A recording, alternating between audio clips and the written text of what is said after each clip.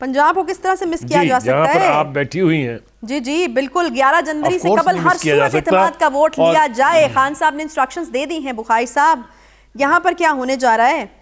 جی بالکل جس شہر میں آپ بیٹھی ہیں وہاں عمران خان صاحب کافی ہفتوں سے وہاں محصور ہیں. وہ میں محصور اس لیے کہہ رہا ہوں کہ ساری جو گورنمنٹی پارٹی ہے پی ڈی ایم ان کا خیال یہ ہے کہ جی وہ چونکہ ڈرتے ہیں کہ اگر وہ کھلے بندوں جائیں گے تو جتنے مقدمات ان کے اوپر ہیں شاید حکومت جو ہے کوئی ایکشن نہ لے لے اس کے حوالے سے. مگر وہ وہاں بیٹھ کے اپنی پارٹی کو ری ایکٹیویٹ کرنے کی پوری کوششیں کر رہی ہیں. 2-3 جگہ انہیں ناکامی ہوئی ہے, اس کا ذکر کرنا بہت ضروری ہے عائشہ. ایک تو یہ کہ وہ انسانی سروں کا سمندر جو پہلے 25 مئی کو اور پھر 26 نومبر کو نکلنا تھا وہ تو نہیں نکل سکا, اور اس کے اوپر عمران خان صاحب بہت برہم ہیں اپنی پارٹی کی لیڈرشپ پر, اپنی پارٹی کے ورکرز کے اوپر. اس کے بعد جو دوسری ناکامی ہمیں دیکھنے کو ملتی ہے وہ یہ ہے کہ انہوں نے کہا تھا کہ جی ہر شہر بڑے شہر میں احتجاج کیا جائے اور اس کی ایک پوری کیمپین بنائی جائے نیشنل لیول کے اوپر. وہ بھی آپ نے دیکھ لیا کہ ٹھس ہو گئی ہے.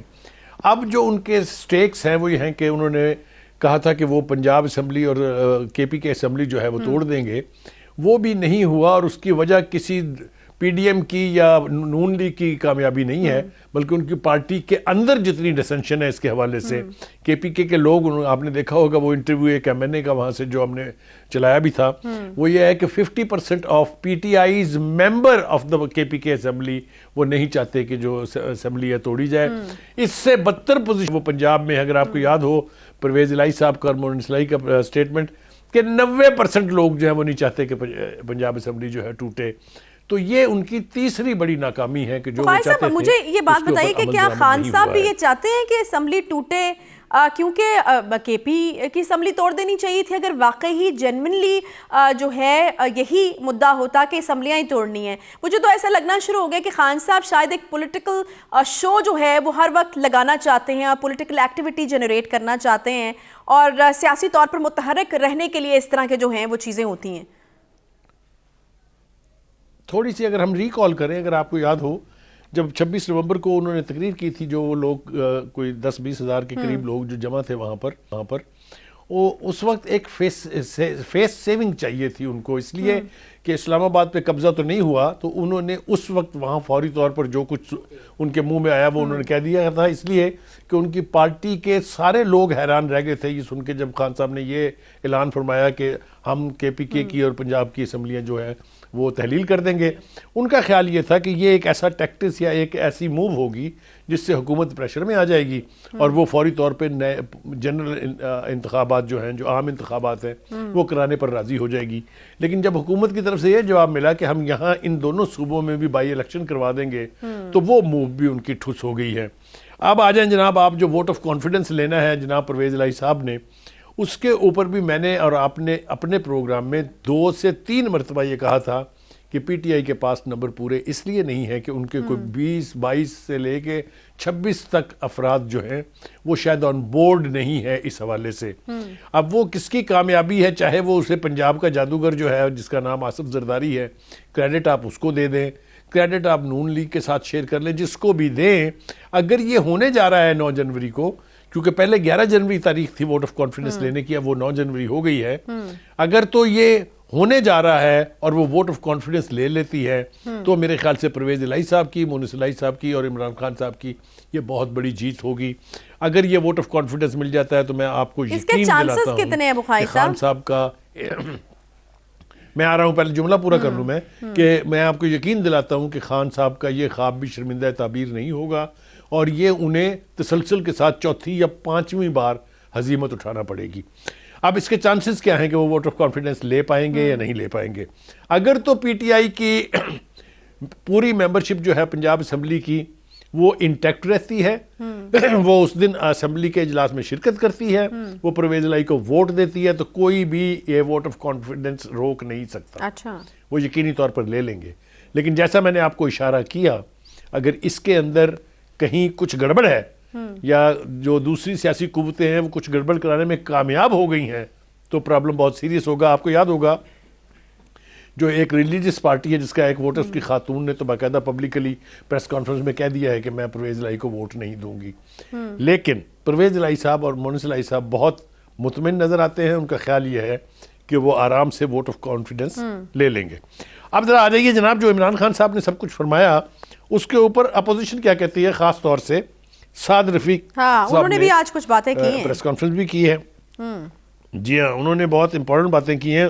انہوں نے کہا کہ جی ہم نے 4.25 سال تک ایک انلیگل گورنمنٹ کو, جس نے مینڈیٹ چرایا تھا, جس نے اسٹیبلشمنٹ کے ساتھ مل کے پی ایم ایل این کو اس کے یعنی مینڈیٹ سے انحراف کروایا تھا. انہوں نے جس طریقے سے, خاص طور سے اگر آپ کو یاد ہو کہ فوجی قیادت جو ہے, جو ہماری عسکری قیادت تھی, اس کے اوپر بھی انگلیاں اٹھی تھی. یہ کوئی ڈھکی چھپی بات نہیں ہے کہ 2018 کا الیکشن جو ہے وہ کس طرح سے منور ہوا تھا. وہ کہتے ہیں کہ جناب ان کو اپنے عمران خان صاحب جو کچھ کہہ رہے ہیں وہ اتنی غیر سنجیدہ باتیں ہیں کہ ہم نہیں سمجھتے کہ اس کا جواب دینا چاہیے. یعنی آپ یوں سمجھ لیجئے کہ وہ کہتے ہیں کہ ہماری حکومت کے خلاف تو 2 لانگ مارچ ہو گئے ہیں, لیکن ہم نے ان کی لیگل گورنمنٹ کے خلاف کوئی لانگ مارچ نہیں کیا تھا.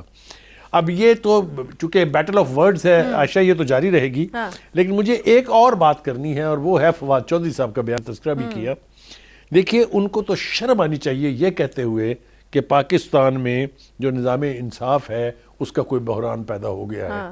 ابھی تو آپ نے چکھا ہی نہیں ہے کہ عدالتوں کے فیصلے ہوتے کیا ہیں. یہ تو پوچھئے نون لیگ سے جا کے, یہ پوچھئے پیپلز پارٹی سے جا کے, جنہوں نے یہ بھگتے ہوئے ہیں. ابھی تک تو آپ کا لاڈلا پن جو ہے وہ ختم نہیں ہوا ہے, مگر اب چونکہ کچھ ایسے کیسز عدالتوں کے پاس چلے گئے ہیں جس میں ان کی مرضی کے خلاف فیصلے آنے کی توقع ہے, تو انہوں نے ابھی سے کہنا شروع کر دیا کہ نظام انصاف جو ہے جی وہ بحران کا شکار ہے. خان صاحب جو ہیں وہ الیکشن کمیشن سے لے کے جون لاٹھی چارج شروع کرتے ہیں, نہ عدالتوں کو بخشتے ہیں نہ ججز کو بخشتے ہیں. دیکھیے آنے والے دنوں میں جو پروسیڈنگز اس وقت عدالتوں میں چل رہی ہیں عائشہ, میں آپ کو وثوق سے کہتا ہوں, چاہے عمران خان صاحب اپنے خلاف وہ جو فیصلہ تھا کہ جن کو لیڈرشپ سے ہٹایا جائے پارٹی کی, چونکہ نااہل ہو گئے ہیں, وہ انہوں نے چیلنج تو کر دیا ہے, لیکن یہ سارے وہ فیصلے ہیں, چاہے فورن فنڈنگ کا معاملہ ہے, چاہے توشہ خانہ کا معاملہ ہے, یہ ڈینجرس کیسز ہیں. ان میں سے کسی ایک میں بھی فیصلہ اگر ان کے خلاف آ گیا تو آپ ذرا تصور کیجئے کہ منظرنامہ کیا ہوگا. میں آپ کو ایک اور بات ذمہ داری سے کہنا چاہتا ہوں, کوئکلی کر لیجئے, مجھے بریک لینا ہے. جی ہاں, میں یہ عرض کر رہا تھا, آخری بات وہ یہ کہ خان صاحب کو جس طرح کے چیلنجز درپیش ہیں, یہ معاملہ ابھی یعنی توجہ طلب ہے کہ ان کی اپنی پارٹی میں کتنے لوگ امیدوار ہیں کہ اگر خدا نہ خواستہ خان صاحب کو ادھر ادھر ہو گئے تو پھر کون کون اس ریس میں شامل ہوگا پی ٹی آئی کی قیادت میں.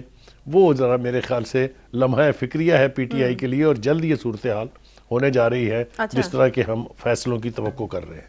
صحیح, اچھا ٹھیک ہے. بخاری صاحب ایک بریک مجھے یہاں پر لینا ہے, جہاں پر ہم دیکھ رہے ہیں کہ مسائل جو ہے وہ پولیٹیکل انسٹیبلٹی کے حوالے سے ہیں, پارٹیز کی آپس میں مسائل ہیں, پھر ہم دیکھ رہے ہیں کہ اپوزیشن اور حکومت کے درمیان جو ہے وہ مسائل بڑھتے ہوئے جا رہے ہیں. تحریک عدم اعتماد تو واپس لے لی گئی, لیکن اب اعتماد کا ووٹ لینا تو ابھی باقی ہے. یہاں پر کیا سچویشن بنتی ہے؟ تمام مسائل اپنی جگہ, لیکن ایک بہت بڑا چیلنج اور مسئلہ جو اس وقت ہمارے سامنے سر اٹھا کر کھڑا ہوا ہے وہ سیکیورٹی صورتحال کا ہے. اس وقت جو خطرات دہشت گردی کے حوالے سے پاکستان کو درپیش ہیں, اس پر ہمیں بات کرنی ہے. رانا صاحب نے ایک بڑی اہم پریس کانفرنس کی ہے اس چھوٹے سے بریک کے بعد.